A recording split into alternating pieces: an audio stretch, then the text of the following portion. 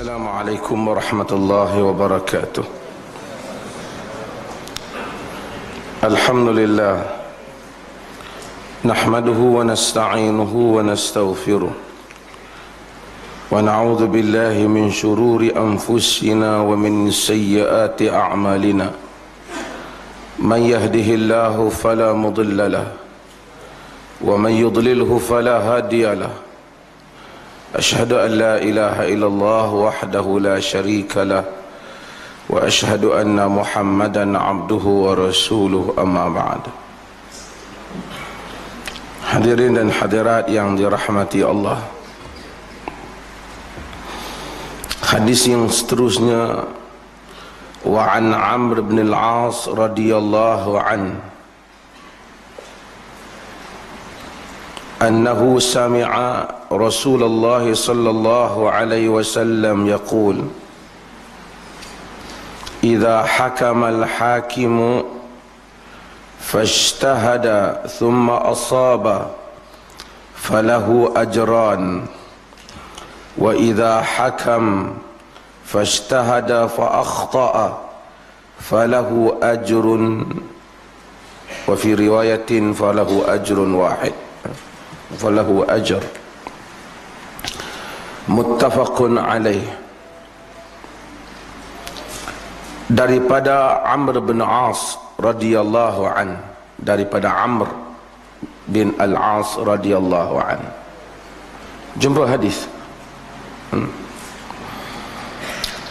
Amr kadang-kadang terutama yang siapa yang ustaz ni, dia bukan nama dia Amru, nama dia Amr. Kita nampak waw kerana dia nak membezakan dengan Umar. Pasal syakal ataupun baris ni adalah perkara yang diletakkan kemudian. Pada zaman Nabi, pada zaman awal Arab baca surat macam tu ya, tak bubuh baris. Dia letakkan baris ini setelah orang Ajam. Orang Ajam ni orang bukan Arab mula cakap Arab. Jika tidak dia baris salah, anta, anti, dia tak tahu kan. So dia bubuh baris untuk keperluan orang Ajam, orang Ajam.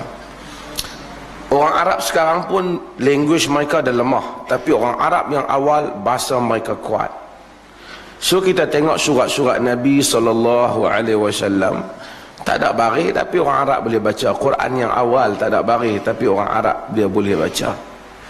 Dan daripada tak ada baris itu, dia boleh baca pula dengan berbagai-bagai baris yang memberikan berbagai-bagai makna berdasarkan kepada qiraat yang diiktiraf oleh Rasulullah SAW. Dan kita kena tahu satu perkara, ialah Arab adalah satu kaum yang tidak ada kedudukan di dalam peta Timur Tengah, melainkan setelah datangnya Islam.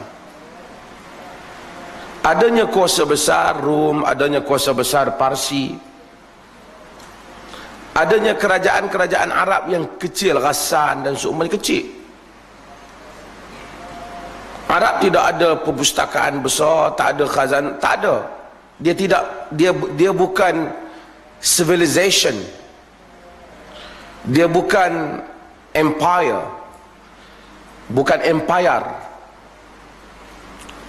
Orang Arab ada kelebihan, dia boleh naik kuda pantas, pemanah yang hebat, ada syair-syair yang menarik, tapi gagal menempatkan diri mereka menjadi suatu kuasa peradaban, satu tamadun. Gagal. Ada tamadun Mesopotamia di Egypt, Firaun ada di China, ada di India, tapi Arab tak buat. Bila Arab mula menjejakkan kaki ke dalam tamadun, bila dengan datangnya Islam.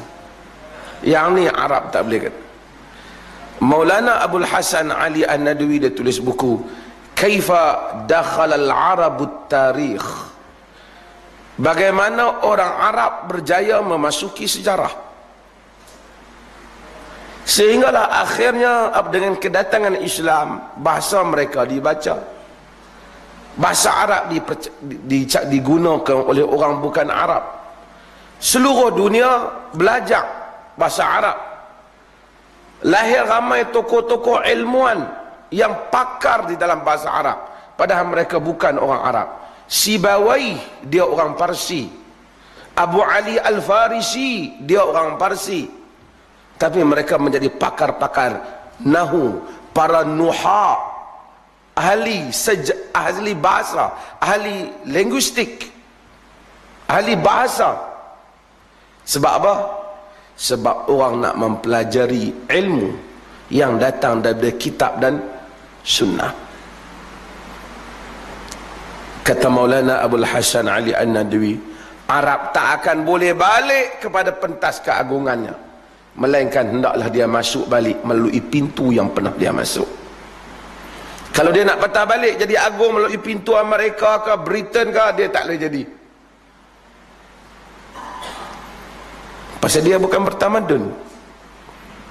Sebab tu Umar bin Khattab kata apa? Nahnu qaumun a'azzanallahu bil Islam.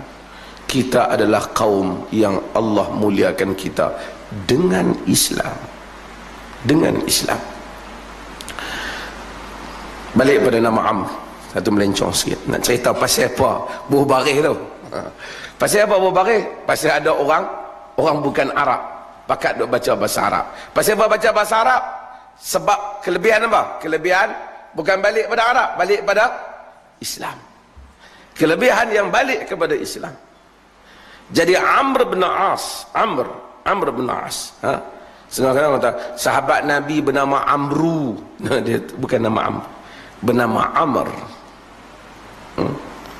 Tapi bila kita sambung, dia baca Amr bin As. Kalau kita panggil dia, ya Amr, kita tak panggil ya Amru. Kalau dia sebut sahabat Nabi nama Amru dalam TV3, artinya dia belum baca hadis lagi ya. Dia TV kan ada pergi kacau. Radio Aikim, riwayat Abu Naim, bukan Abu Naim, Abu Nuaim.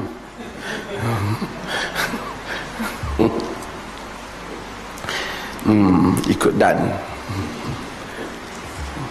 Okey. Daripada Amr bin As, kita dah cerita sejarah Amr bin As banyak kali ya. Radhiyallahu an. Amr bin As ni masuk Islam lewat, seperti mana yang kita cerita sama dengan Khalid Al-Walid. Annahu sami'a Rasulullah sallallahu alaihi wasallam yaqul, dia mendengar Rasulullah sallallahu alaihi wasallam bersabda, idza hakamal hakimu, apabila hakim berhukum, fashtahada, dan dia berijtihad. Jadi macam janggal sikit, hukum dulu baru ijtihad. Jadi ulama hadis terpaksa nak cari apa takdir dia, apa andaian dia. Maksudnya idza hakamal hakimu, maksud apabila hakim berniat untuk menjatuhkan hukum, bukan dia hukum. Walaupun dia tak sebut situ, tapi kena andai begitu. Kalau tidak, tak boleh masuk makna dia. Fashtahada, kemudian dia berijtihad. Ijtihad, apa maksud ijtihad? Ijtihad asal sungguh-sungguh. Tashtahid, antashtahid Arab kata. Kau hendaklah bersungguh-sungguh.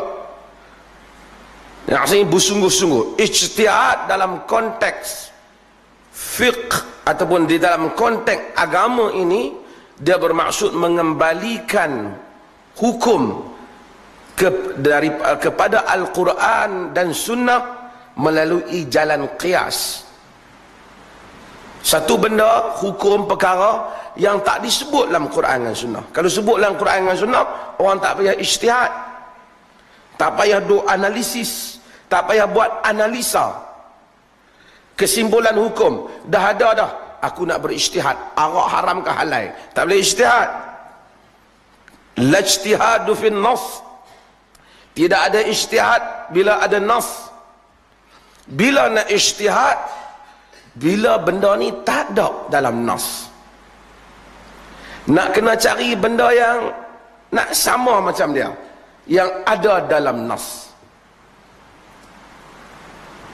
Contohlah mudah, macam kita sebut, orang pakai sutera ada dalam nas haram. Tapi zamanlah ada pula sutera yang bukan daripada ulat, mereka panggil sutera juga, sutera buatan. Yang ni nak kena ijtihad. Nas tak ada, nak kena ijtihad.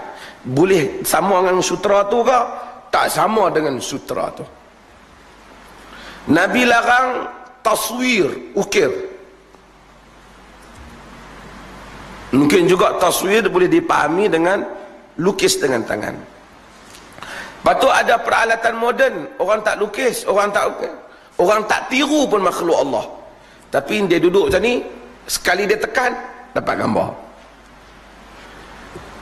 Bukan saja yang celik, yang buta pun boleh tangkap.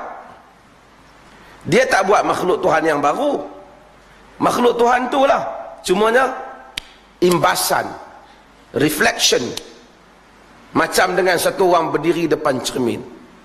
Kena ijtihad. Yang ni sama dengan maksud taswir tu ke? Tak sama. Maka ada yang pergi kata haram, ada yang kata halal. Kerana benda tak ada nas. Yang kata halal, dia kata dia andaikan dengan contoh-contoh yang lain yang ada dalam nas. Yang kata haram, dia andaikan dengan taswir. Dia sama, dia balikkan balik taswir. Itu makna ijtihad.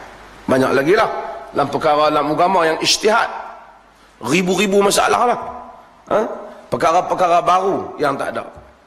Dulu orang semayang atas bukit paling tinggi. Ni orang semayang atas kapal terbang. Nak ijtihad. Maka setengah orang kata tak boleh, sebab kapal terbang atas, Kaabah duduk bawah. Jadi kena ijtihad. Siapa yang kata pintu ijtihad tertutup, kacau. Pintu ijtihad mesti terbuka, banyak perkara. So ini maksud ijtihad. Hakim kalau nas ada, dia tak payah ijtihad, dia pakai nas. Tapi kalau nas tak ada, dia kena ijtihad. Nabi kata, idza hakamal hakim, apabila hakim berhukum, fajtahad, kemudian dia berijtihad. Yani apabila hakim nak berhukum, dia berijtihad.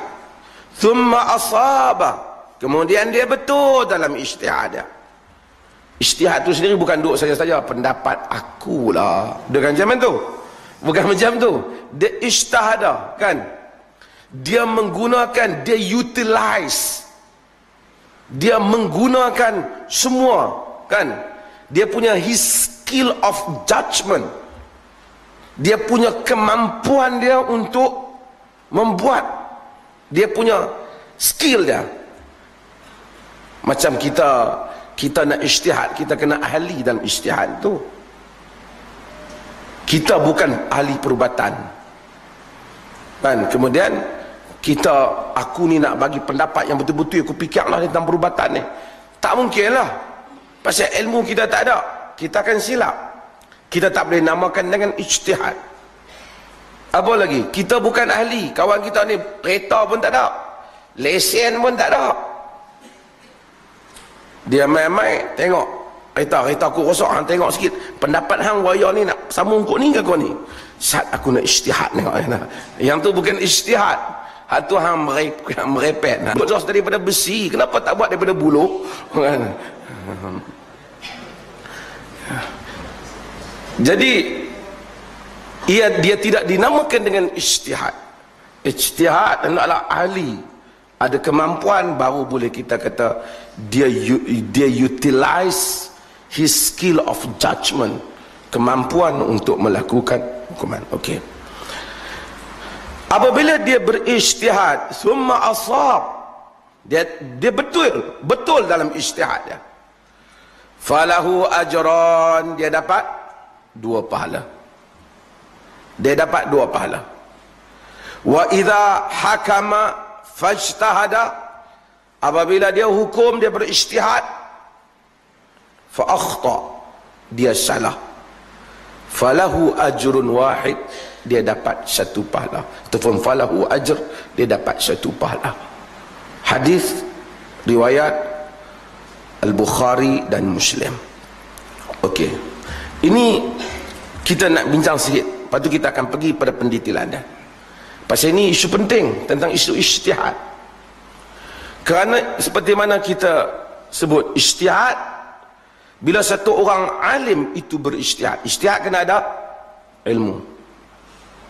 Satu orang bab ayat semayang pun tak lepas, tak mungkin dia pergi ijtihad bab-bab.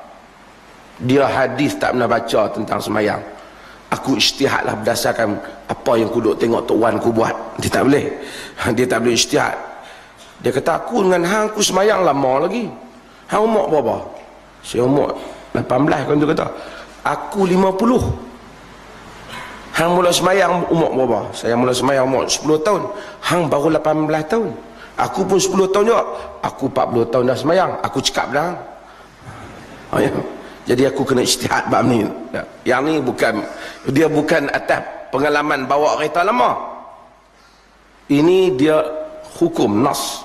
Mungkin yang 18 tahun lebih bagus daripada yang 40 tahun. Apabila dia menguasai, dia tak menguasai, bahaya. Little knowledge is a dangerous thing. Bila satu orang pengetahuan dia sikit, dia ijtihad, ni bahaya. Kemudian ada pula orang ikut. Maka sebelum nak ijtihad, kena ada ilmu. Dan saya nak bahaskan sikit hal ni, dan kemudian kita nak bincang apa yang disebut oleh para ulama. Nabi sebut dalam hadis yang lain yang diriwayatkan oleh Abu Dawud, Al-Tirmidzi, hadis sahih. Nabi kata, al-qudah salasah. Qadi, hakim ni ada 3. Isnan fil nar wa wahidun fil jannah. 2 di dalam neraka, seorang di dalam syurga. Dalam riwayat lain Nabi kata, qadiyani fil nar wa qadin fil jannah.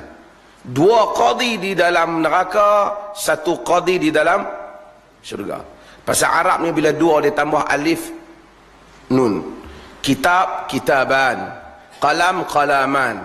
2 qadi, qadiyan.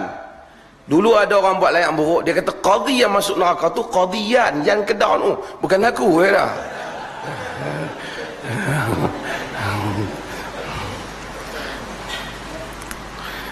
Dia kata qadiyani fin nar. Dia kata Nabi qadiyani fin nar, 2 qadi dalam neraka. Dia kata qadiyan maksudnya qadiyan masuk neraka. Qadi Sungai Petani, qadi apa nama kepala batai, tak kena kata. Buat main-main macam tu. Nabi kata qadiyan ataupun isnan fin nar wa wahidun fil jannah. 2 hakim masuk neraka, 1 masuk syurga. Yang pertama Nabi kata, rajulun arafal haqq faqada bihi fahuwa fil jannah. Lelaki yang mengetahui kebenaran dan dia berhukum berdasarkan kebenaran, dia masuk syurga. Dia masuk syurga. Kemudian Nabi kata, warujulun arafal haqq fajara fil hukm fahuwa fil nar. Dan lelaki yang tahu yang benar tapi dia langgar kebenaran tu. Dia tahu hak mana betul, hak mana salah, tapi dia langgar kebenaran tu, dia masuk neraka. Kebenaran ni maksud hakim ni, dia hukum, dia bukan boleh berhukum berdasarkan apa yang dia tahu. Dia kena berhukum berdasarkan fakta yang diberi pada dia. Kalau dia tengok muka 2 orang, muka ni nampak macam soleh, ni macam teruk, tapi kau ni gagal bagi fakta, dia kena hukum berdasar fakta. Qadi tidak berhukum dengan pengetahuan dia. Dia tak boleh main depan. Tak payah cakap. Betul. Salah. Dia tak boleh buat main macam tu. Qadi bukan syekh tarikat. Masya Allah, hati hitam. Masya Allah, hati putih. Abang ada hati ni semua hitam. Dia hatta Nabi SAW bahawa mari Nabi tak hukum orang macam tu. Okey, tu Nabi kata, innakum takhtasimuna ilai, kamu angkat hukum pada aku. Fala'alla ba'dukum yakunu alhana biqaulin min ba'd. Sebahagian kamu lebih fasih daripada sebahagian yang lain. Aku hukum berdasarkan kefasihan dia. Siapa yang tahu, faman qata'tu lahu min haqqi akhihi innama qata'tu lahu qit'atan minan nar. Siapa yang aku bagi padanya potongan hak saudaranya, sesungguhnya aku bagi padanya potongan daripada api neraka. Sebab tu bahaya orang jadi apa? Orang jadi lawyer. Dia tahu anak guaman dia pergi cerita kat dia, sebenarnya saya salah, tapi benda ni kalau boleh buat bagi jadi saya betul bagus. Dia pun ki harta pusaka apa, pi lawan-lawan, menang belah dia salah. Lawyer tu tahu dia salah, dan dia pun tahu dia salah, tapi dia ambil satu lawyer yang pandai, dia menang. Nabi kata, innama qata'tu lahu qit'atan minan nar. Aku sesungguhnya aku potong untuknya potongan daripada api neraka. Hatta kalau Nabi bagi pun, Nabi kata, maka faqata'tu lahu ala nahwi ma asma'. Aku bagi pada dia berdasarkan apa yang aku dengar. Dia cakap pandai, kata Nabi, tapi kalau dia ambil itu bukan hak dia, sesungguhnya dia ambil potongan daripada api neraka. Ambil potongan daripada api neraka. Kerana bukan semua orang benar. Kadang-kadang dia benar kerana kuasa dia. Dia ada kuasa, dia benar. Bukan dia benar, dia dibenarkan walaupun dia tak benar. Hamka tulis dalam tulisan dia. Hamka bila dikritik, orang kritik gerakan Hamka, dituduh Hamka ni kaum muda, Wahabi dan seumpamanya di zaman dia. Jadi dia jawab tuduhan Hamka, Profesor Hamka. Dia kata yang dia dituduh sebagai tidak menghormati ulama.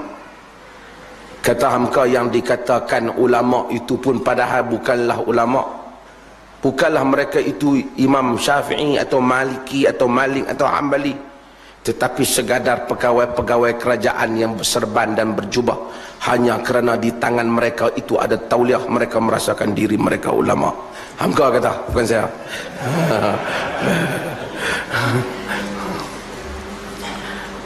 Baca buku Teguran Suci dan Jujur terhadap Mufti Johor, tulisan Hamka.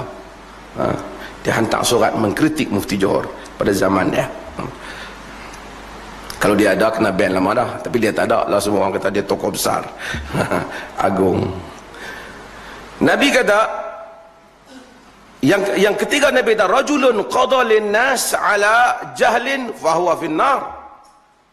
Orang yang menghukum orang lain berdasarkan dengan kejahilan, maka dia masuk neraka. Sekalipun yang dia hukum tu betul, sekalipun dia bagi satu hukuman betul, tapi bukan kerana dia mau betul tu, pasal dia pakai redah pula betul, dia redah betul ke dia masuk neraka. Kerana Nabi kata, lelaki yang berhukum di atas kejahilan. Kerana pada prinsipnya orang jahil jangan keluarkan hukum. Kalau kita tak tahu, jangan dok main teka-teka. Jangan dok main tak silap aku Nabi kata. Jangan dok main. Kalau hang silap, tak silap. Jadi ini perkara yang tak dibenarkan. Nas agama, hendaklah seseorang itu berhukum berdasarkan kepada ilmu. Sebab tu Ali bin Abi Talib sebut benda yang sama. Ali bin Abi Talib kata, qadiyan finnar. Dua qadi, al-qudatu salasah, kata Ali. Qadi itu 3. 2 qadi di dalam neraka, dan qadin fi jannah, satu qadi dalam syurga. Fa amma alladhani fi an-nar fa rajulun jara muta'ammidan fa huwa fi an-nar. Yang masuk neraka, yang melampau dengan sengaja, dia masuk neraka. Wa rajulun ijtahada fa akhta'a fa huwa fi an-nar. dan seorang lelaki yang berijtihad dia silap, dia masuk neraka. Ali kata. Jadi wa amma fil jannah farajulun ijtahada fa asaba al-haq fa huwa fil jannah. Yang kedua ialah yang masuk syurga ialah lelaki yang berijtihad betul, dia masuk syurga. Hadis ni jadi bukan hadis, kata-kata Ali ni jadi keliru. Lalu kata Abu Aliyah tanya Ali, wa ma dzambul hadzal ladzi ijtahada fa akhta. Apa dosa kawan yang ijtihad dan salah ni yang pergi masuk neraka? Yang Ali pada Ali kata dzambuhu alla yakuna qadiyan idza lam ya'lam. Dosa dia kerana dia jangan jadi qadi lah kalau hang jadi tak erti. Maksudnya kalau ijtihad dengan ilmu tak apa, tapi kalau ijtihad tanpa ilmu berdosa. So orang yang nak ijtihad setelah dia ada ilmu, pengetahuan dia, kaedah-kaedah hukum ada dalam kepala dia, tiba-tiba berlaku kesilapan di dalam analisis dia, maka yang ni dapat satu pahala. Cumanya kalau betul dapat 2 pahala. Cumanya kita yang datang kemudian yang tahu dia ijtihad salah, walaupun dia dapat 1 pahala, kita tahu dia ijtihad salah, dia dapat 1 pahala. Imam ni, adakah boleh kita pergi ikut ijtihad yang salah? Tak boleh. Kita kata habis dia dapat 1 pahala, dia dapat 1 pahala kerana dia telah berijtihad dengan ilmu, tapi dia silap. Tapi kita yang tak tahu dia silap, kenapa nak ikut? Kita kena ikut yang betul. Kalau kita ikut setelah kita tahu salah, kita berdosa. Dia berdosa tak? Dia tak berdosa kerana dia tak tahu kata salah. Ini kita kena bezakan. Syekhul Islam Ibn Taymiyah rahimahullah telah menulis satu buku penting untuk menguraikan masalah ini. Ada orang dengar Ibn Taymiyah marah pula. Ada orang dia jenis dia penyakit kurang kasih sayang ke apa, saya pun tak tahu. Dia tulis kata Ibn Qayyim sesat, tapi seluruh Malaysia marah kat dia, saya ingat kan. Tapi sindrom kurang kasih sayang ni yang ingin orang bagi perhatian kepada dia, jadi dia Masya Allah dia tak ada kerja, dia cari Ibn Qayyim. Ibn Qayyim dipuji oleh imam-imam yang besar. Dia pergi carilah kok mana kok kitab Ibn Qayyim tu, tang mana kok boleh dikatakan salah. Kalau nak kira salah, tidak ada imam yang selamat, kerana mereka bukan Nabi. Dan kemudian sindrom kurang kasih sayang Mamat ni, dia ada satu penyakit lain pula. Dia sama ada jahil ataupun jahat. Sebab contoh sebab ditulis dalam buku dia, dia kata Al-Hafiz Ibn Hajar Al-Asqalani telah menyatakan Ibn Taymiyah ini seorang yang zindiq, munafik, dalam Ad-Durar Al-Kaminah. Tapi kalau kita pergi baca sendiri kitab tu, Ibn Hajar tak kata macam tu. Ibn Hajar cerita wattuhima bizandaqah, lebih kurang betul, wan nifaq. Dia telah dituduh sebagai zindiq dan nifaq. Kemudian Ibn Hajar jawab, kemudian Ibn Hajar cerita pada hari kematian Ibn Taymiyah, Allah Ta'ala telah membuktikan bagaimana sehingga patah kayu mengusung jenazahnya, kerana manusia mengambil keberkatan daripadanya. Allah membuktikan dia Syekhul Islam. Dia apa? Hak ujung tu dia tak ambil. Yang tu kerja dia, bangun malam, tidur malam. Dia semua orang Wahabi. Kita ajak dia pergi restoran Jepun, dia tak mau. Di sana wasabi. Kucing terjun atas bumbung tengah malam, dum, Wahabi terjun, dia kata. Ada manusia tak ada, setiap yang melintas Wahabi kan. Kesianlah kat orang yang bernama Abdul Wahab.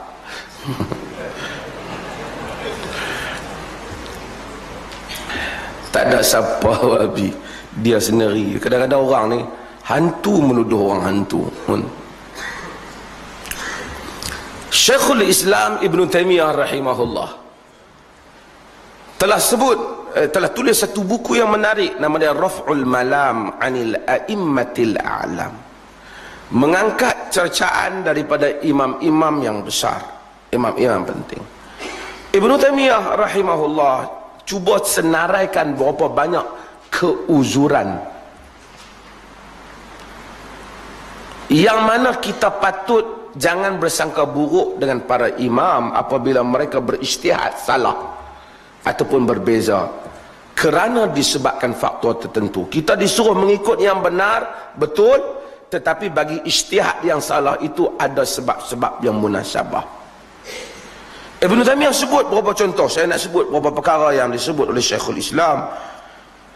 Antara perkara yang menyebabkan seseorang itu kadang-kadang dia punya pandangan silap ataupun kurang tepat kerana tidak sampai kepadanya hadis Nabi SAW. Bukan kata dia jenis tak mengaji, tapi dia jenis mengaji, tapi kerana dia ilmuwan besar, tapi hadis tu tak sampai ke dia. Sagi orang kan kata pula, awak habis ilmu besar, takkan hadis tak sampai. Bukan semestinya, kerana ilmu demikian sifatnya. Maka Syekhul Islam Ibn Taimiyah sebut beberapa contoh. Sebelum nak sebut contoh kemudian, sebut contoh yang depan dulu. Siapa orang yang paling dekat dengan Nabi SAW? Siapa dia? Abu Bakar dan Umar. Abu Bakrin dan Umar. Ni dua orang yang paling dekat. Tak ada lah. Kalau tanya Syiah orang lain lah kan. Itu pun satu benih pula. Abu Bakar dan Umar. Sehingga Ali bin Abi Talib bila dia tengok Nabi SAW dan Abu Bakar diletakkan disimpan di tempat yang sama jenazah mereka, dia kata, aku sentiasa dengar banyak kali Nabi SAW selalu kata, dakhaltu ana wa Abu Bakrin wa Umar, kharajtu ana wa Abu Bakrin wa Umar. Banyak dalam hadis, aku dan Abu Bakar dan Umar masuk, aku, Abu Bakar dan Umar keluar. Rapatnya menunjukkan Abu Bakar dan Umar dengan Nabi.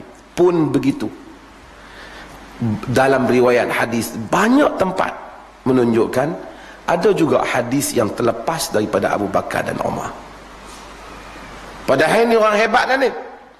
Antaranya apabila orang datang tanya Abu Bakar Siddiq tentang miras, tentang harta pusaka, peruntukan harta pusaka untuk nenek.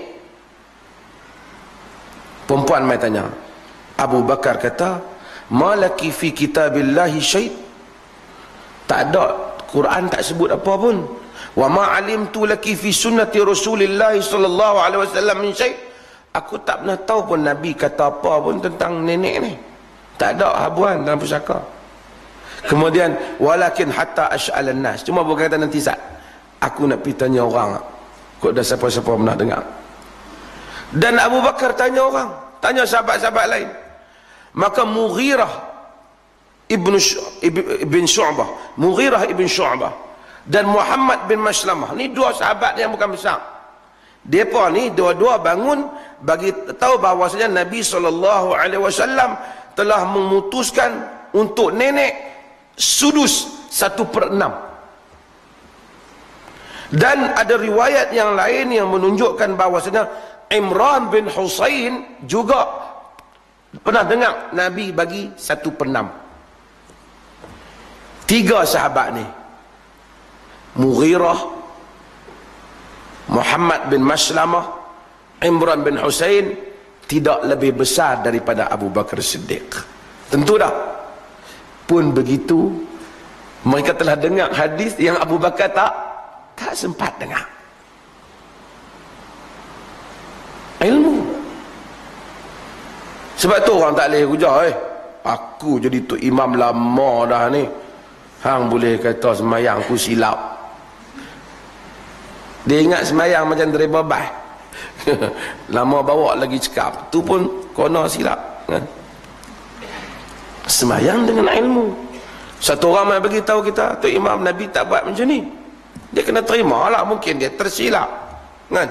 Dia terlepas pandang tu pun dia tak perasan. Dia sujud-sujud, dia letak sekali dengan siku dia atas apa? Atas lantai.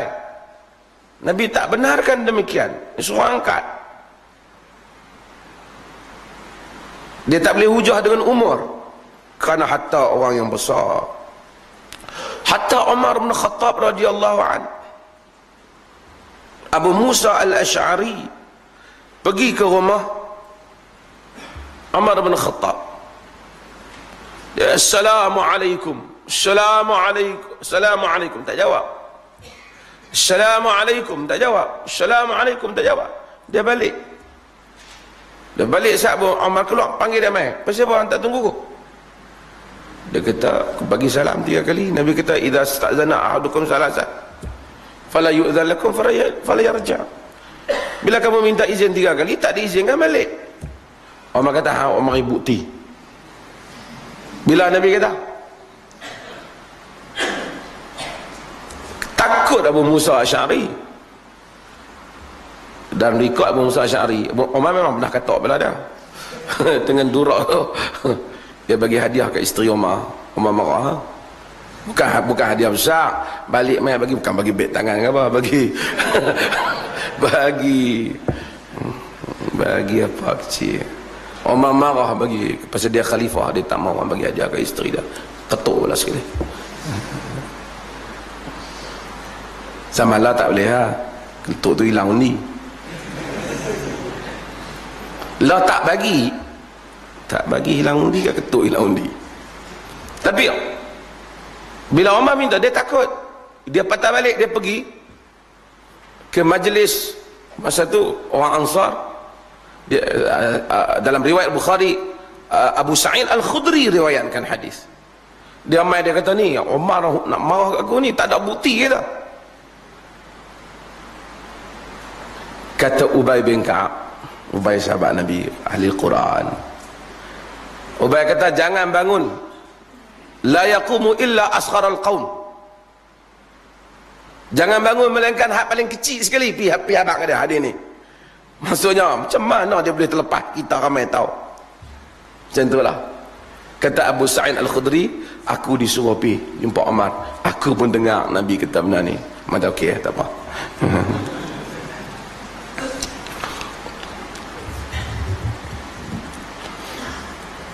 Bahkan Umar ada beberapa kes. Antaranya kes Umar, dia tak tahu macam mana nak buat dekat Majusi. Pasal biasanya pada zaman Nabi banyak berinteraksi dengan sama ada Nasara ataupun Yahudi, Ahlul Kitab, people of the book. Tapi Majusi, Umar tak tahu Majusi ni nak bayar jizyah ke, nak buat macam mana dengan Majusi ni. Majusi ni tidak ada, Majusi ni sembah api. Abdul Rahman bin Auf bagi tahu Umar bin Khattab dalam riwayat Bukhari, Ahmad dan seumpamanya, begitu, sunnu bihim sunnata ahlul kitab. Nabi kata buat untuk Majusi itu macam dengan ahlul kitab, sama layan dia macam ahlul kitab.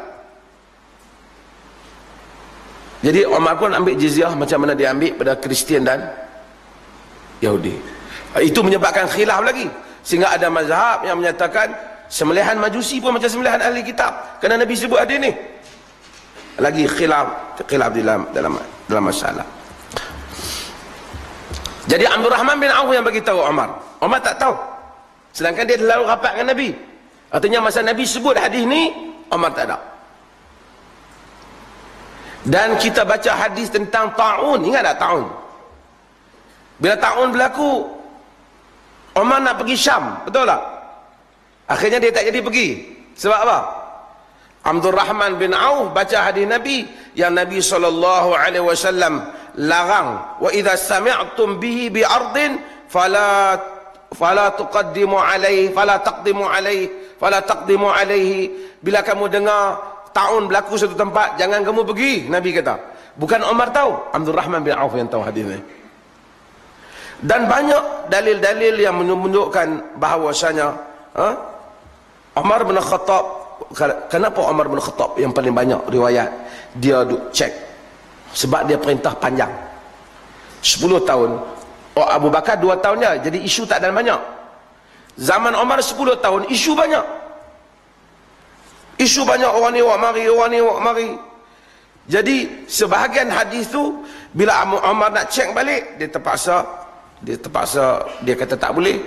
Akhirnya sahabat dia kata no, Nabi kata boleh. Antaranya Umar bin Khattab melarang orang yang berihram, orang yang nak berihram sebelum ihram pakai wangi-wangian. Umar larang. Sedangkan ada hadis Abdullah ibnu Umar sendiri, anak dia telah daripada Aisyah, demikian juga Abdullah bin Umar, daripada Aisyah radhiyallahu anha, Nabi sallallahu alaihi wasallam, Aisyah kata tayyabtu Rasulullah sallallahu alaihi wasallam li ihramihi qabla an yuhrim. Aku telah wangikan Nabi untuk dia pakai ihram sebelum dia berihram. Ini kalau kita pakai wangi-wangi, ambil minyak wangi, sapu muka, janggut, apa semua, bau badan, apa semua, lepas tu pakai kain ihram, pergi ihram, boleh tak? Boleh. Umar masa awal kata tak boleh, pasal takut wangi, lepas pada tu pula Aisyah kata tak, aku bagi Nabi wangi sebelum dia pakai ihram. Lepas pakai ihram tu tak boleh wangi, tapi sebelum boleh pakai, walaupun bau itu mungkin bawa selepas daripada ihram. Umar kata tak. Ini menunjukkan bahawasanya bagaimana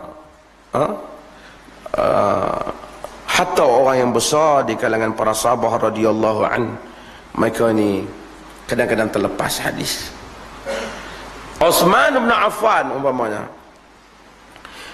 bila di mana isteri patut iddah,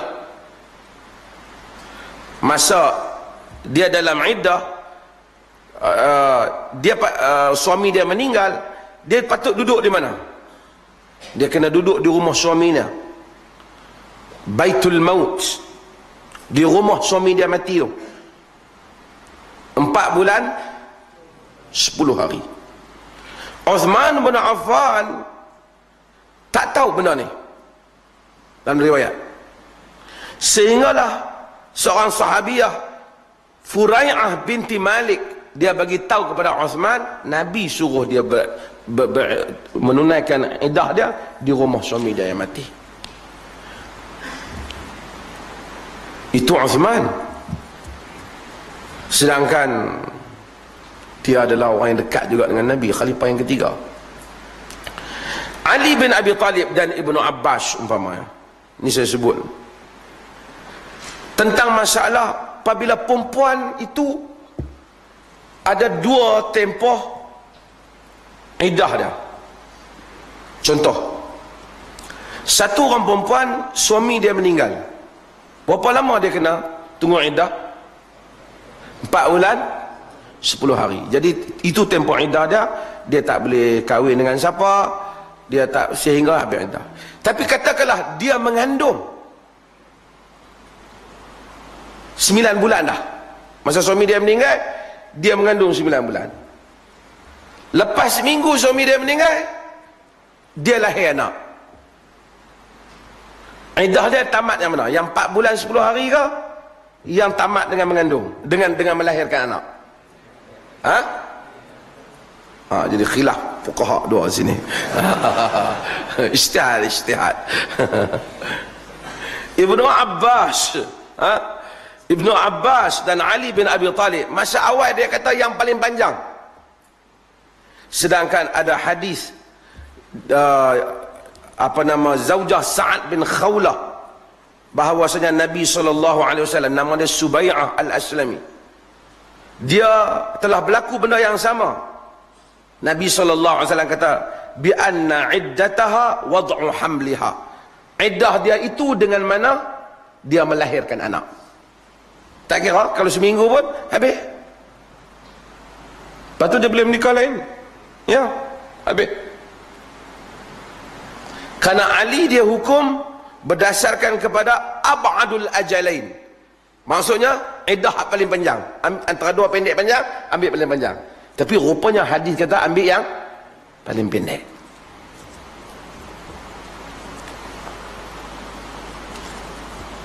Sama juga, kita ceraikan isteri kita,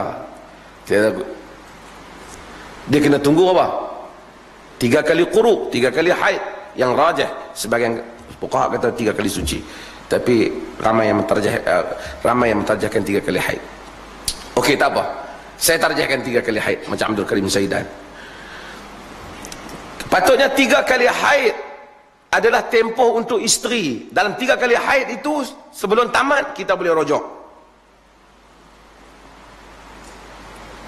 Anytime lah dia boleh rojok. Dia boleh rojok dengan perkataan, dia boleh rojok dengan perbuatan, kan? Semuanya rojok, kan?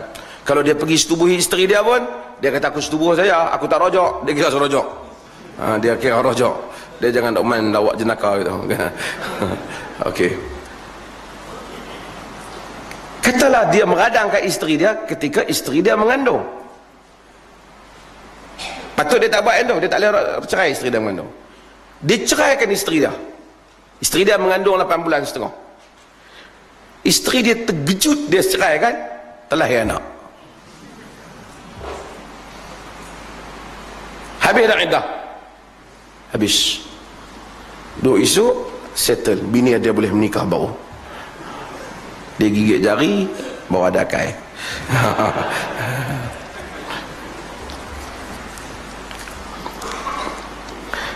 Dan saya nak ceritanya ialah bagaimana para fuqaha, hatta kibarus sahabah, banyak kibarus sahabah, mereka juga kadang-kadang terlepas hadis Nabi. Ini kan pula selain daripada mereka. Walaupun zaman hari ini macam kebanyakan hadis diketahui oleh fuqaha, kebanyakan. Bukan kerana fuqaha hari ini lebih hebat ingatan daripada yang dulu. Kerana buku-buku semua dah terhimpun, bahan dah sampai, kemudian ada teknologi, orang boleh cari hadis, banyak senang. Kebanyakan yang kita tengok, dia tahu hadis sana, bukan dia alim sangat, tapi kerana teknologi membantu dia. Teknologi membantu dia, kan? Kita ada ramai ambil master hadis yang saya, bila buat tengok wak keluar hadis ni, wak keluar hadis ni, bukan kerana dia hafal hadis, komputer dia hafal hadis. Komputer dia hafal hadis, dia tu sendiri tak ingat pun kadang-kadang. Okey, kadang-kala ahli ijtihad ulama bukan tak sampai hadis pada dia, sampai hadis tu pada dia, tetapi hadis itu di sisi dia tidak sahih. Hadis itu mungkin sahih, tapi di sisi dia tak sahih. Sebab apa tak sahih? Sebab mungkin rawi yang bawa mai kat dia ni zaman awal, jangan zaman kemudian. Zaman ni hak dia ambil sanad dalam masjid tu tak pakai, kan? Itu menyemakkan kertas dan nama mereka tidak termasuk. Imam-imam yang awal pada kurun yang kedua dan kurun yang ketiga dan kurun imam-imam yang awal, imam-imam fiqh dan hadis. Saya teringat perbahasan dalam silsilah dhaifah tentang pakai serban. Ni melencong tajuk. Teringat sanad, ada orang buat sanad pakai serban ni, kan? Bukan salah nak pakai serban, bagus ya pakai serban, tapi pakai serban kena ambil sanad ni. Dia kata pakai serban ada sanad tak? Dia kata aku pakai ada kain ni. Ada hadis palsu, Ibn Hajar palsukan banyak hadis tentang pakai serban. Siapa yang pakai serban pahala dia yang 10,000, ada pahala 70,000. Dalam hadis kata malaikat yang hadir semayang orang yang pakai serban pahalanya berlipat kali ganda dibandingkan orang tak pakai serban. Pakai serban Jumaat berlipat kali ganda daripada yang tak Jumaat. Malaikat hadir menyaksikan orang yang semayang pakai serban tu pun pakai serban. Malaikat tu sendiri pakai serban. Sak dia kata 70, sak kata 10,000, macam-macam lah. Ibn Hajar tolak hadis ni. Ulama-ulama hadis kata Macam mana pahala pakai serban lebih banyak pada pahala sembahyang jemaah? Sehingga di sebahagian di negeri Arab, bila nak sembahyang, ikat serban. Habis sembahyang, buka serban bawa balik dalam poket. Kan? Sebab dia rasa kalau orang tu jadi imam tak pakai serban, korang. Tak apa orang tu jadi imam tak ada janggut, tapi jangan jadi imam tak pakai serban. Di sebahagian negeri lah. Kan? Sedangkan janggut ni lebih ada nas yang banyak supaya kita ada janggut. Sekongkongnya ada lah janggut. Tentu Ahmad pun bagi ada janggut. Yang saya kata bagi beza antara rupa kita dengan isteri kita. Supaya bila anak kita raba malam-malam, dia tahu wajah ayah dia berjanggut, seorang lelaki. Kan? Sunnah Nabi suruh bezakan. Tak mungkinlah hadis serban lebih banyak pahalanya daripada solat berjemaah. Okey. Kadang-kadang satu hadis sampai kepada satu imam, tapi jalan yang sampai melalui dia, rawi yang bawa mereka dia tu, ada rawi yang dia nilai di sisi dia dhaif. Bila rawi itu dhaif pada dia, maka dia bukan tak tahu hadis tu, tapi dia tak guna hadis tu di dalam menghukum keputusan yang dia nak buat. Jadi mungkin kita kata dia dapat, tapi dia dapat melalui jalan yang dhaif. Sedangkan imam lain dapat melalui jalan yang sahih. Maka imam ni pakai, dia tak pakai. Dia tak pakai.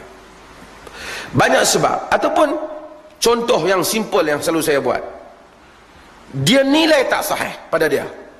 Contoh macam sunat puasa 6 pada bulan Syawal. Majoriti para ulama semua kata sunat, kerana ada hadis. Tapi Imam Malik dia kata tak sunat, bahkan dia makruh kan.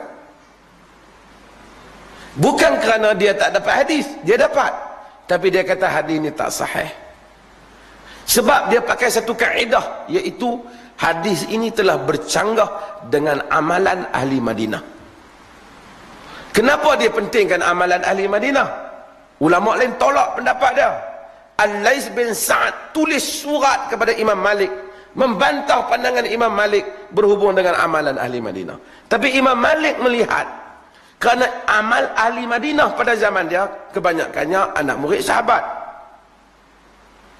tabi'in ataupun atba'ut tabi'in. Mestilah kalau sekiranya ni Madinah Nabi, kalau benda tu Nabi buat, mesti sahabat dulu buat. Bila sahabat dulu buat, anak murid dia akan buat. Tapi bila hampa habang kat aku satu amalan, aku tengok depa seorang pun tak buat, Imam Malik rasa syak. Dia kata tak sahih. Walaupun rawi ni mungkin keliru,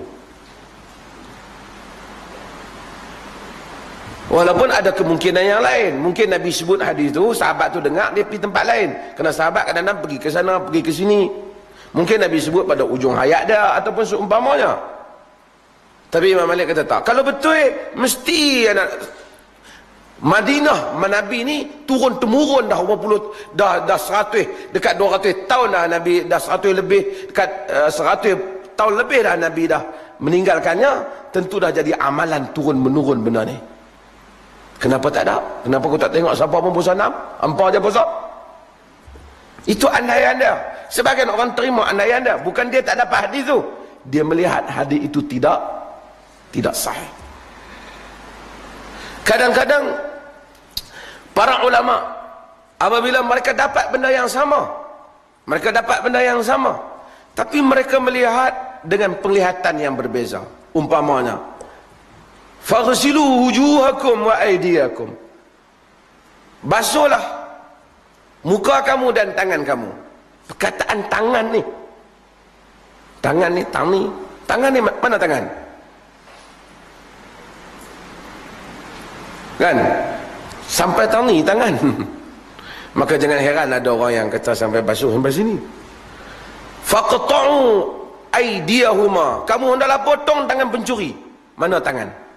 Sini ke Sini ke sini.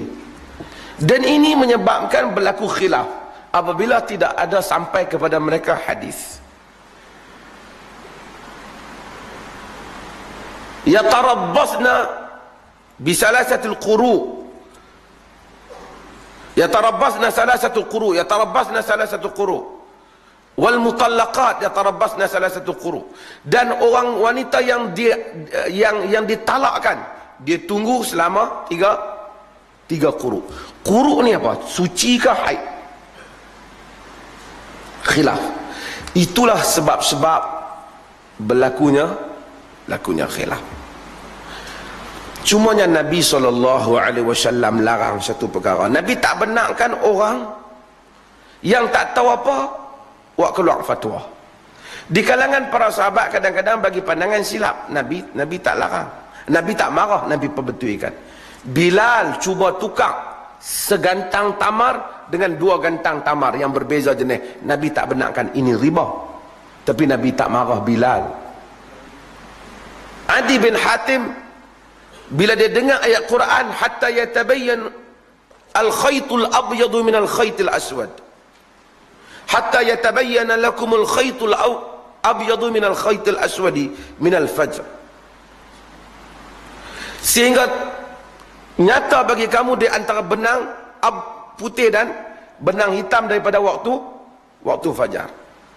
Dia ambil benang, dia tok tali, duduk tengok nampak tak nampak. Baru Quran tambah minal fajr, daripada waktu fajar. Maksudnya perkataan tu dia faham lain. Sedangkan dia sahabat Nabi, Nabi tak salahkan. Sebab mereka berijtihad, dan apa yang mereka ijtihad untuk diri mereka. Tapi once orang tu tak ada ilmu, dia keluarkan fatwa untuk orang, dan orang bahaya. Seperti kes seorang yang kepala dia cedera, lalu dia tanya sahabat lain, macam mana aku ni? Dia tanya kawan-kawan dia, macam mana aku ni kepala cedera ni, aku berjunub, boleh tak aku tak mandi? Dia kata, jangan dah buat main, hampir mandi. Dan dia mandi dan dia mati. Berita ni sampai kepada Nabi SAW dalam riwayat Abu Daud. Nabi menyatakan, qatalahumullah, ala inna syifa'ul 'ain as-su'al. Nabi kata sesungguhnya mereka telah membunuhnya, Allah membunuh mereka. Sesungguhnya ubat kejahilan itu hendaklah mereka tanya. Padahal mereka bukan bunuh, tapi fatwa yang menyebabkan mati. So ini adalah satu pengajaran bahawasanya jangan bagi fatwa ke orang sehingga menyebabkan orang jadi susah. Sedangkan ilmu kita dangkan. Kawan patah tangan, dia kata boleh tayamum. Tayamum apa? Bukan kata hang patah, Tuhan bagi patah, hang yang pergi langgar kita. Dia pergi susahkan fatwa untuk orang. Kan? Hang kena pergi ambil cedera kau tu, sakit betul. Kita susahkan. Bunuh diri Tuhan memanglah larang. Tapi bila berlumba motor tu dalam keadaan bahaya, naik kata jalan raya, haram dia, dosa dia. Ibn Baz dalam sebahagian fatwa kata boleh masuk dalam bunuh diri tu. Kita tak disuruh, wala taqtulu anfusakum innallaha kana bikum rahima. Jangan bunuh diri kamu, Allah sayang kat kamu. Nak naik lumba boleh, tapi kena tempat dia. Sahabat pun ada lumba kuda. Ini tempat mengganggu orang ramai. Tambah pisau kepala atas kereta, orang nak berjalan lagi bodoh.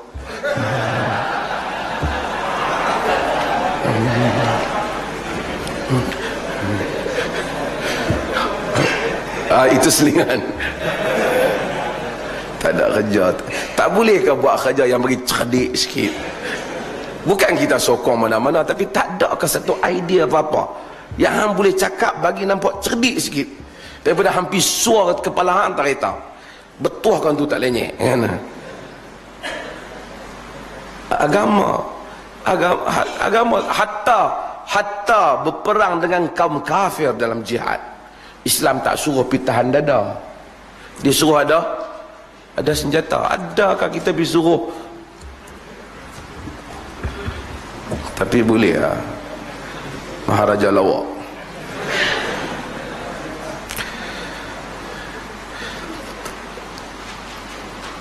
Termasuk dalam semua perkara yang saya sebut tadi dan beberapa perkara lagi, banyak lagi sebab-sebab mengapa berlaku perbezaan pendapat di kalangan para imam.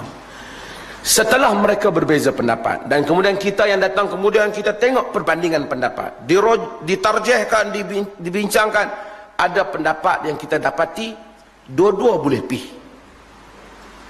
Ada pendapat yang kita akan dapati yang satu ni memang telah terlepas hadis. Ada pendapat yang kita dapati hadis yang dijadikan dalil itu memang ternyata dhaif. Maka dan banyak sebab lagi kita yang datang kemudian ini, atau ada pendapat yang kita dapati ada hadis yang menyokong majorit hujah yang kuat tidak berpihak pada pandangan ini dengan bukti-bukti yang lain. Sebahagiannya mungkin bukti saintifik sendiri. Contohnya, di samping hadis tidak sahih tentang ambil ayat yang terdedah pada panah di musyammas, dikatakan makruh di dalam mazhab Syafi'i disebabkan kerana takut terkena penyakit sopak. Pertama, dari segi hadis tidak sahih, dan dari segi saintifik pun tak terbukti boleh menyebabkan penyakit sopak. So apabila datang kemudian orang kita tengok semua ni, kita disuruh, Allah kata yastami'una al-qaul fayattabi'una ahsana, mendengar perkataan dan mengikut yang baik. Imam-imam yang lepas, jika kita ternyata pada mereka yang datang kemudian dia telah ijtihad dengan ijtihad yang tersilap atau terlepas sepandang, kerana Nabi sendiri kata fa akhta'a, kan, maka dia salah. Bukan kita kata dia salah, Nabi kata ijtihad dan salah. Kita kata ijtihadnya salah, tapi kita tak hina dia. Kita kata bagi dia satu pahala. Kerana dia, dan kita memilih pendapat imam yang lain yang ijtihadnya lebih benar berdasarkan apa yang kita faham, apa yang kita baca daripada dalil-dalil yang dibentangkan oleh para muhaqqiqin, orang yang mengkaji pendapat. Jadi masalah setengah orang otak dia jam. Bila orang tak kata saya tak setuju dengan pendapat ni, saya tak terima pendapat ni, saya terima pendapat ni, dia kata kita hang lebih alim dia dia buat buah tu. Ini manusia dangkal. Hang jangan duk pi main kau ni. Hang ambil sekupang hang pi main jauh. Pasal benda ni cerita dia lain. Bukan cerita aku lebih pandai daripada dia, dia lebih pandai daripada aku. Cerita dia ada pendapat orang lain lagi yang telah bagi pandangan lagi, dan ada pengkaji lagi, ada nas lagi. Bukan menyatakan dia bodoh. Orang tak pernah kata imam tu bodoh. Kalau dia bodoh, dia berdosa. Kita tak kata dia bodoh, kita kata dia alim, dia pandai, tapi fa akhta'a, dia tersilap disebabkan faktor-faktor yang lain. Banyak faktor tadi, dan kita meraihkan, kita kata dia imam yang mulia, imam yang besar, imam yang agung, tapi kita tak setuju pendapat dia dalam hal ini. Itu yang orang belajar. Semua orang dia tak faham, dia kata mereka ni tolak semua ulama. Pasal dia kenal ulama 3 orang, kacau. Ulama ramai, mujtahidin. Hak ada hak Malaysia dewan ulama ke ustaz ulama ke, dia panggil saya ulama ke, bukan sampai pada peringkat depa ni. Mujtahidin, ahli ijtihad. Ahli ijtihad. Dan ijtihad juga perlu disebut, bukanlah nak ijtihad itu semestinya manusia kena macam Imam Syafi'i baru boleh ijtihad. Tak benar. Kalau nak jadi mujtahid mutlak, mungkin kena macam Imam Syafi'i, macam Imam Hanbali, tetapi manusia kadang-kadang dia ijtihad dalam bab itu sahaja. Dia buat kajian satu bab tu je dia ijtihad. Dia tak ijtihad bab lain. Sama dengan mereka yang buat PhD, buat master, mereka dalam fiqh, mereka kaji satu bab. Dia tulis tebal ni, mereka keluarkan satu keputusan. Mereka mungkin tak mampu ijtihad dalam bab lain, tapi bab tu dia pandai, kerana dia telah kaji semua hadis dalam bab tu. Dia tengok semua kitab dalam bab tu. Kalau kita kata tak boleh ijtihad, hang kena jadi macam Imam Ibn Taymiyah kalau baru boleh ijtihad, tak ada faedah orang mengaji usul fiqh. Dan ini adalah perkara yang luas dalam bab ini. Wallahu ta'ala alam. Ada soalan?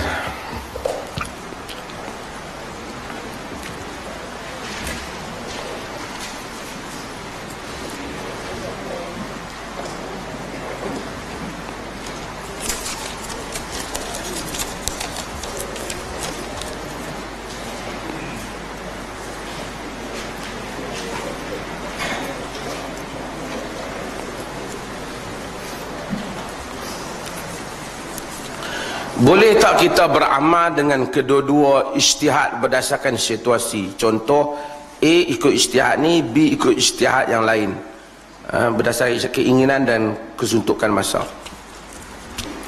Jika satu pendapat itu kita lihat sama-sama kuat, boleh dipakai dua-dua perkara umpamanya, dan kesemua itu qaul imam, maka kita boleh untuk pakai pandangan-pandangan ini. Seperti mana disebut oleh Imam Syatibi, bahawa kadang-kadang satu qaul yang lemah pada satu zaman, dia kuat pada zaman yang lain. Bila suasana berubah, keadaan berubah. Mungkin pada satu zaman imam ni kata boleh, ulama kata tak boleh, tak ada keperluan. Mai zaman berikutnya memang pendapat itu ada keperluan untuk dipakai umpama.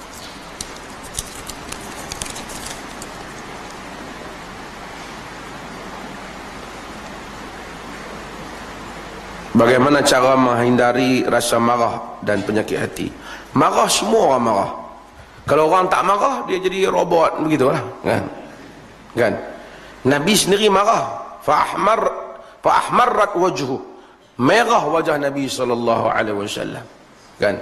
Cuma Nabi sallallahu alaihi wasallam ajak orang marah. Nabi kata orang yang kuat itu alladhi yamliku nafsahu 'indal ghadab, yang dapat menguasai dirinya ketika marah. Maka banyak cara, sama ada orang tu pergi ambil wudu, ataupun dia diam jangan bercakap, ataupun dia duduk. Karena bila kita marah, semua orang dia akan bercakap.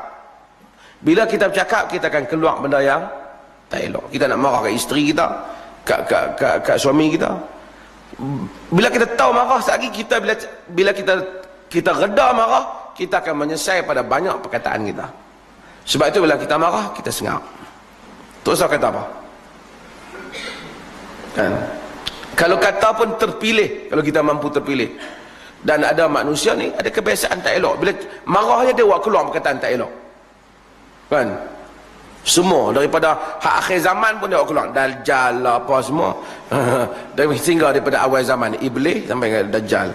Daripada awal zaman hingga akhir zaman dia himpunkan semua. Semua keluar. Perkataan yang kita tak tahu makna dah. Sebahagian makna kita tak tahu. Pelak, kita tak tahu apa makna. Benda apa ni, kan? Dan ini saya nak sebut kepada ibu bapa yang ada anak-anak. Kita tengok anak-anak kita. Anak-anak kita akan ikut kita. Bila anak-anak kita pergi ke sekolah, kadang-kadang masalah, dia balik, dia akan tanya kita, baba ataupun umi dia ataupun mama dia, benda apa orang kata benda ni makna. Artinya dia tak tahu. Benda ni benda mencarut, dia tak tahu. Dia tak pernah dengar. Sebab kita tak pernah kata. Mungkin kita akan sebut satu perkataan melampau, tak elok, tak cerdik, kita marah. Tapi perkataan kita tak habis tinggi kita marah, jangan melampau, kita umpamanya kita kata. So anak kita dia punya limit perkataan dia yang tu je lah. Dia marah pun dia tak ada perkataan, dia tak boleh nak keluar, dia tak tahu. Tapi kalau jenis pak dengan mak, marah dia mencarut. Anak dia jadikan benda ni zikir. Kalau budak kecil boleh maki dan dia tak pergi mana, artinya mesti dia ambil daripada family dah. Dia marah ke anak dia punya dangkal. Tak ada akal orang yang marah kadang-kadang. Syaitan menguasai diri dia. Dia boleh kata kat anak dia, weh anak haram. Anak dia. Artinya yang buat benda haram siapa? Dia. Kalau dia tuduh, ya, kalau suami dia kata anak haram, bapa kata anak haram, isteri boleh bawa kes pergi mahkamah. Dan qadi kena tanya dia, anak haram ni siapa yang buat benda haram ni? Kalau dia kata isteri dia, oh dia nak kena panjang ni dakwaan ni, boleh pergi hukuman. Kalau kita kata pada orang, weh anak haram, orang tu boleh buat dakwaan bahawasanya dia telah menuduh ibunya melakukan zina. Han tuduh dia anak haram. Dan orang tak tuduh benda yang berat. Tahsabunahu hayyina wa huwa 'indallahi 'azim. Quran kata, kamu sangka dia ringan, dia di sisi Allah sangat berat. Tuhan tak benarkan perkataan ni. Tapi orang kadang-kadang dia kata, dan dia sebut benda yang orang tak mau sebut ada. Ini adalah benda yang tak elok. Contoh teladan yang tak baik. Satu lagi, yang ni tuan-tuan tak ada lah, tapi yang rakaman ni boleh ambil. Antara perangai manusia yang tak elok ialah orang yang merokok diri dia. Dia rokok diri dia seorang-seorang satu hai, dia musnahkan diri dia. Dia merokok di khalayak ramai, ataupun dia merokok di depan anak-anak dia.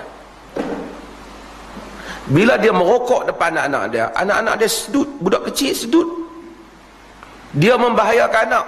Dia supposed to be a protector untuk anak family dia, pelindung untuk keluarga dia, seorang pelindung yang melindungi family dia. Dia isap rokok, anak dia sedut, kecil lagi, lebih tak ada akal, lebih teruk, duduk dalam kereta, tutup ni, buka sikit, isap rokok, anak ada sebelah, isteri ada sebelah.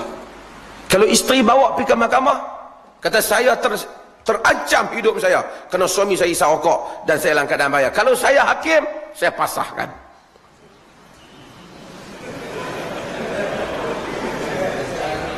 Panggil dia dulu lah, suruh taubat. Tak mau, pasahkan lah. Sebab dia membahayakan isterinya.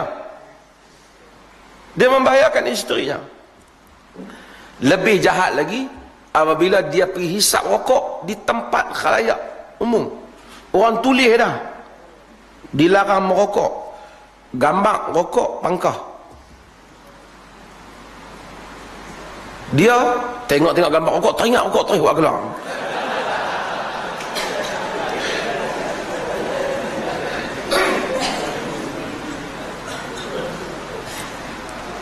Dan dia hisap orang sebelah nak makan sedut. Dia haram untuk dirinya, haram kerana dia telah menyakiti orang lain, menyakitkan orang mukmin bi ghairi maktasabu, kata Quran. Menyakitkan orang mukmin di atas jenayah yang mereka tak lakukan. Kita sedut asap dia. Orang putih kaki hisap rokok lah, tapi mereka lah ada peraturan. Di UK ada peraturan, tak boleh hisap dalam bangunan, kena keluar. Dan undang-undang patut kena buat. Orang hisap rokok, kita ambil gambar, dia mesti kena boleh bawa ke mahkamah. Nak hisap, hampir hisap tempat hang sendiri. Bukan kata boleh, mati seorang-seorang, jangan babitkan orang lain. Ini satu benda yang tak betul, tak patut. Kalau ada siapa-siapa yang duk dengar kuliah saya langsung dan tak langsung, kalau hisap rokok, berhentilah merokok. Saya tahu kadang-kadang ada orang adik-beradik hisap rokok, tapi kita tak pernah redha hisap rokok. Dan manusia, rokok ni satu kebodohan. Gambar rokok tu tunjuk macam-macam, kan? Gambar jantung hancur lah, gigi rongai lah, dia boleh duk isap, duk tengok, elok gambar ni, kata. Saya tak tahu nak cadang muka siapa kat negara ni orang paling meluat supaya dia bubuh di kotak rokok tu. Tengok-tengok, aku tak mau hisap dah ada muka dia di kotak rokok ni. Kalau ada muka siapa-siapa, tolong cadang mai, kita nak letak pergi di situ. Dia tengok muka dia ni, oh tak ada. Kok Mamat hak kata Ibn Qayyim sesat tu, kok bubuh muka dia, kok orang ramai orang tak hisap, tak tahu.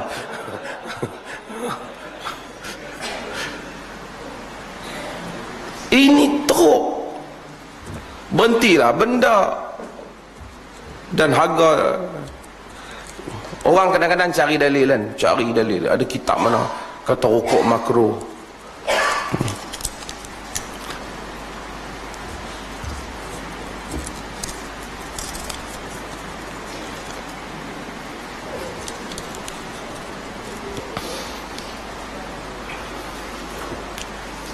Orang tanya Diana pula. Pasal apa orang buat?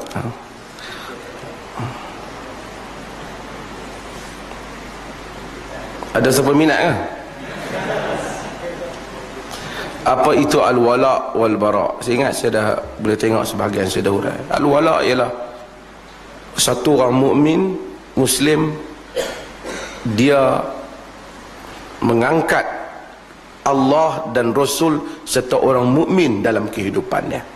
Wala, kesetiaan untuk Allah dan Rasul dan orang mukmin yang berjalan di atas jalan Allah dan Rasul. Al-bara bermaksud dia berlepas diri daripada sesiapa yang menentang Allah dan Rasul. Tak mungkin satu orang mukmin dia sayang Allah dan Rasul dan masa yang sama dia sayang orang yang menentang Allah dan Rasul. Mustahil. Mungkin kita boleh bersembang dengan orang yang menentang Allah dan Rasul untuk nasihat dan semua, tapi kita tak akan sayang. La tajidu qauman yu'minuna billahi wal yawmil akhir yuwadduna man haddallaha wa rasulahu walau kanu aba'ahum aw abna'ahum aw ikhwanahum aw ashiratahum ulaika kataba fi qulubihimul iman wa ayyadahum bi ruhin min. Kamu tidak akan dapati, surah Al-Mujadalah, kamu tidak akan dapati wahai Muhammad orang yang beriman dengan Allah dan hari kemudian mereka itu mencintai, menyayangi orang yang menentang Allah dan Rasulnya.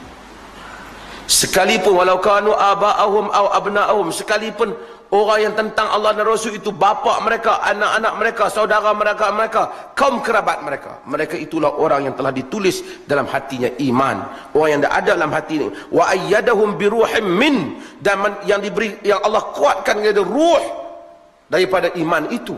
Mereka tak akan saya cintakan Allah dan Rasul dan saya juga cintakan penentang Allah dan Rasul. Tak mungkin. Ini konsep al-wala dan bara. Kita mungkin boleh duduk berdialog, sembang, tanya, pujuk dia, tapi kita tak cinta kat dia. Bukan tubuh dia, tapi penentangan dia terhadap kufur dia itu terhadap Allah dan Rasul. Kita tak akan bersama.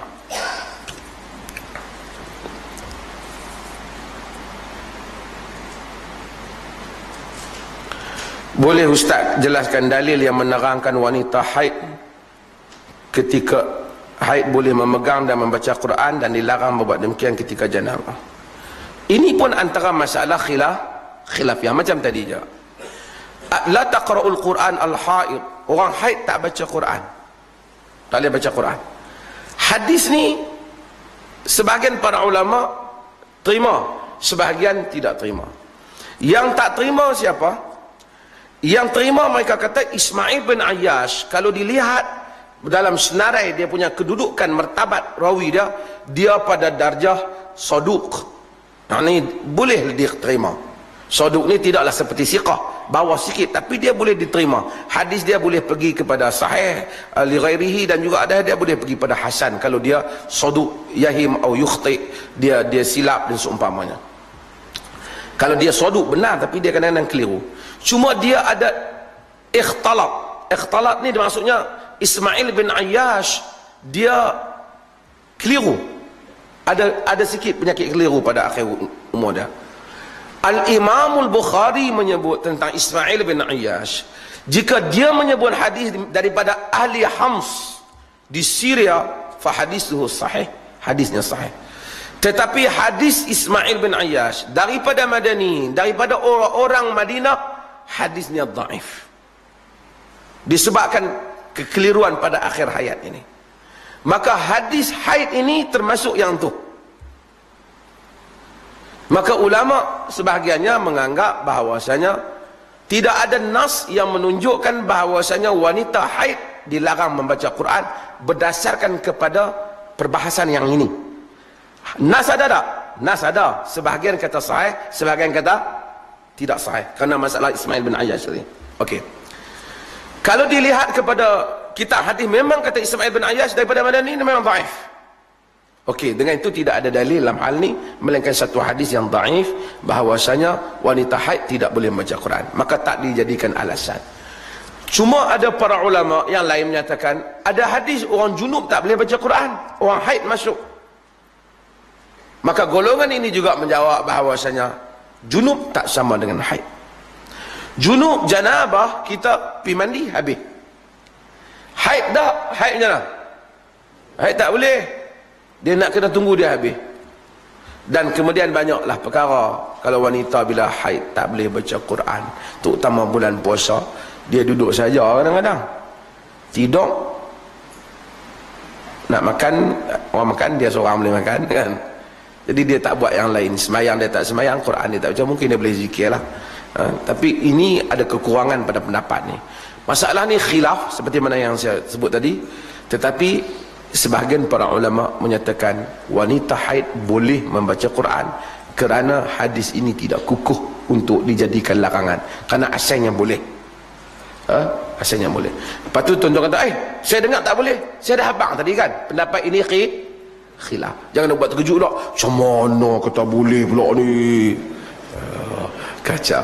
Ini bukan kelas tadika, ini kelas pengajian tinggi.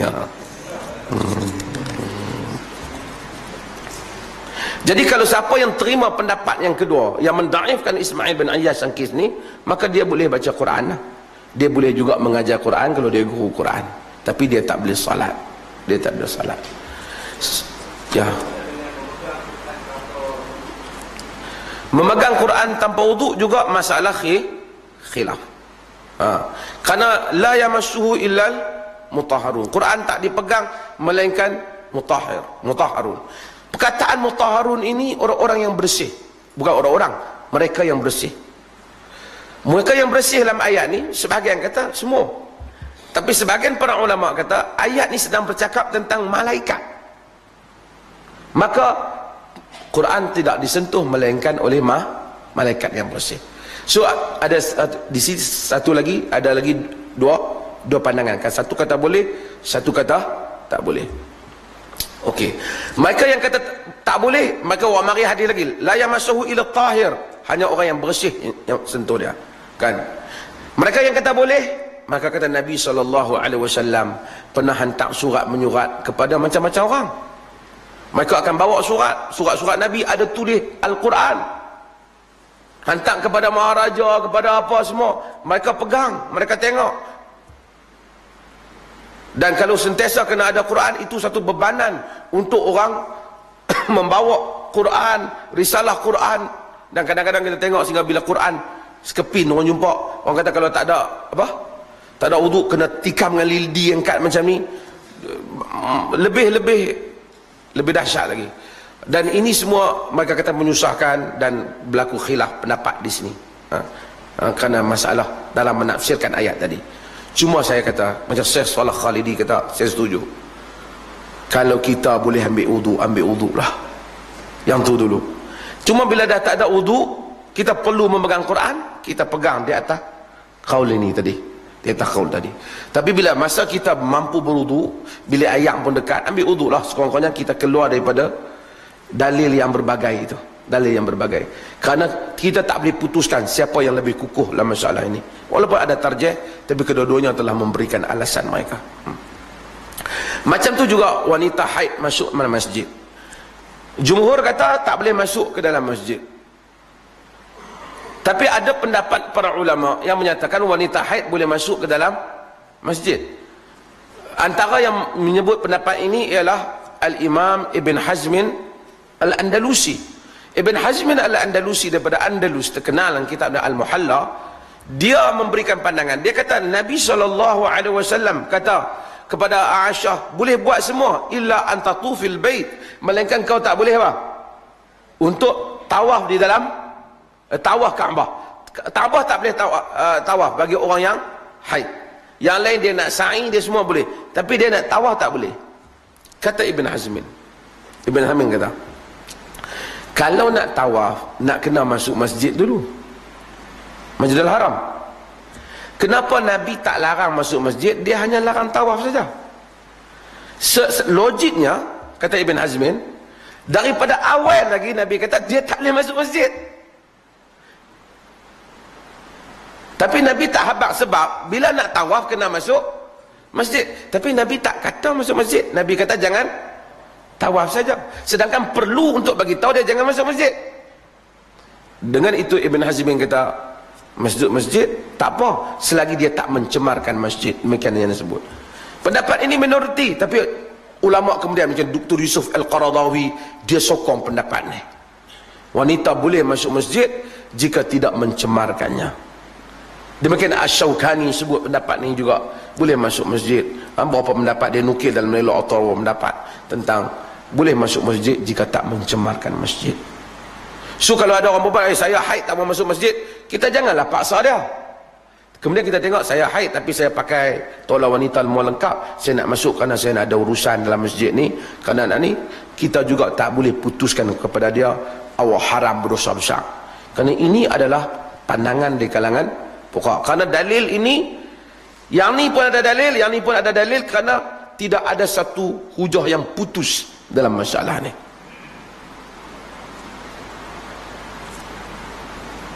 Faham tuan-tuan? So ini ada dua. Jadi kalau tuan-tuan yang pergi masuk masjid, dia haid, dia tahu member dia sebelah ni sensitif sangat-sangat. Kalau habaq orang haid masuk masjid, macam kemat nak berlaku kemarin dulu. So kita tak usah habaq kat dia. Mungkin kita masuk situ nak pergi dengar kuliah. Penting. Mengajak penting ni. Orang nak ajak pergi umrah. Kita nak pergi umrah isu lusa ni. Dia pula mengajak dalam masjid. Member kata hang tak boleh masuk masjid. Kita tahu dalil ni, kita pergi masuk. Jadi ada qaul dalam hal ni.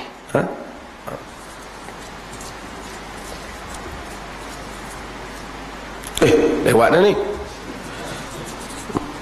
Soalan ni kalau tuan-tuan kadang-kadang memang nasib lah, yang mana dan lah.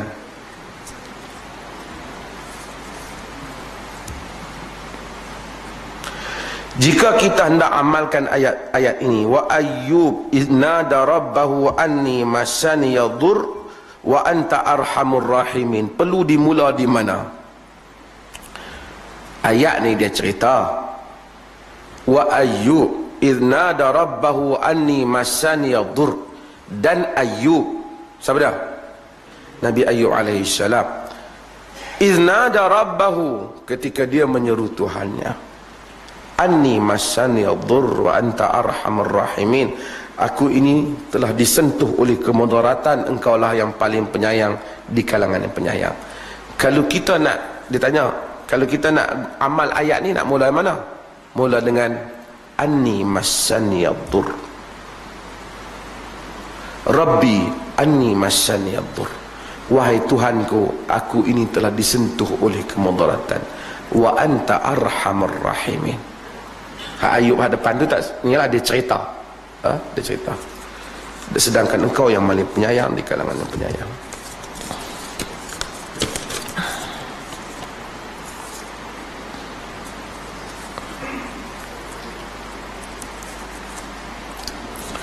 Bila kita solat berjamaah, perlukah kita rukun qauli Fatihah kita baca di belakang imam?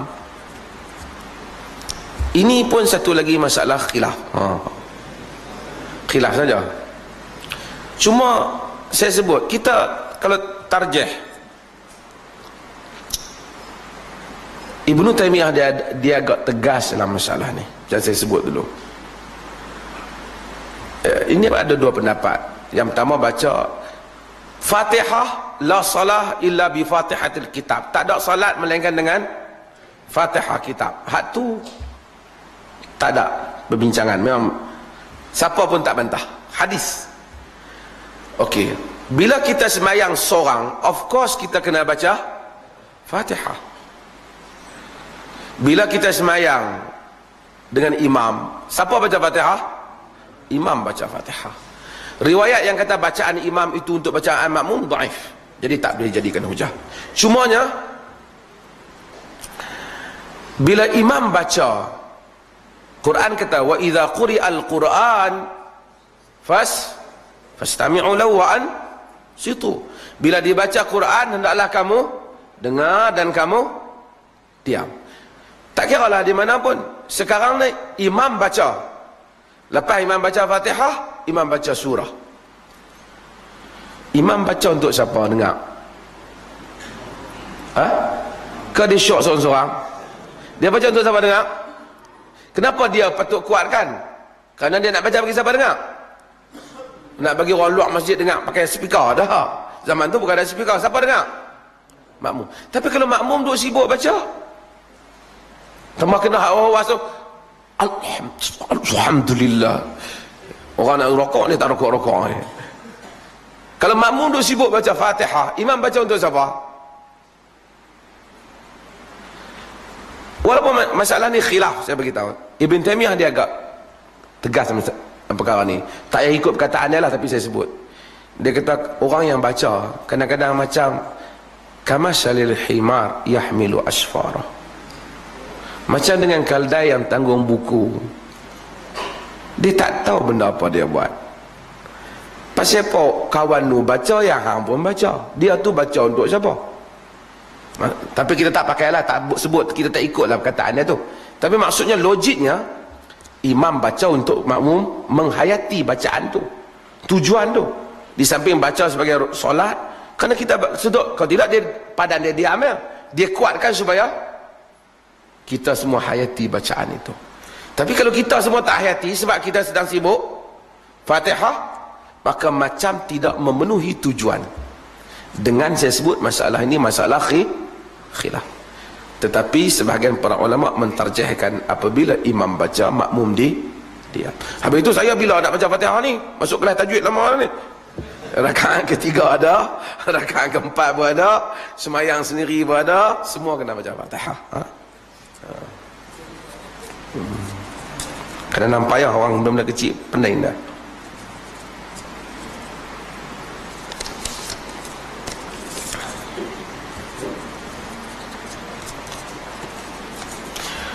Okey, ada sebahagian soalan berhubung dengan bulan Ramadan dan seumpamanya. InsyaAllah sebelum Ramadan, 2 siri itu sebelum itu, kita akan buat kuliah khas tentang puasa. Dan tuan-tuan akan hadir dan kita akan bahas tentang hukum hakam tentang puasa, Ramadan dan perkara yang berkaitan dengannya, insyaAllah. Terima kasih banyak. Saya ingat malam ni pun ada, kita cuba tuan-tuan, kadang-kadang tuan-tuan saya ramai yang dah tahu, yang ada tempat makan itu bukan kantin, itu bukan kantin berbayar, itu free. Jadi siapa saja boleh pergi makan. Dan saya tahu orang yang baru datang ni tahu, kena bayar ke apa? Anda tak kena bayar, makan saja, cuma makan setakat yang ada lah. Dan kita cuba sediakan makan berdasarkan dengan kita mampu je lah. Orang tu sumbang sikit, orang ni sumbang sikit, sahabat-sahabat kita semua sumbang sikit, untuk bagi semua orang boleh makan. Ada, kalau tuan-tuan makan habis, kita happy kan, dan doa kepada orang yang bagi makan, kan, at'amallahu man at'amana wa saqallahu man saqana. Allah bagi makan orang yang bagi kita makan, dan bagi minum pada orang yang bagi kita minum. Tolong doa lah, dah mengaji ni dapat pahala untuk kita, dapat pahala juga bagi orang yang bagi makan tu, supaya sunnah untuk kita. Allah tahu siapa yang bagi, dia bagi pahala. Kita nak galak orang bagi. Jadi tuan-tuan yang rasa duit dia banyak lah, ni tak dan bayar GST ni, duit ada lebih sikit, jadi duit ada sikit, kalau rasa nak sumbang bawa makanan ke apa, tuan-tuan boleh terus pergi letak di situ, tak apa, insyaAllah ada dah orang makan. Kerana ni ada pelajar universiti, ada macam-macam yang mai, yang sehari ke tidak, mereka semua makan insyaAllah. Terima kasih banyak. InsyaAllah kita sambung kuliah pada minggu hadapan. Sallallahu ala nabiyina Muhammad walhamdulillahi rabbil alamin.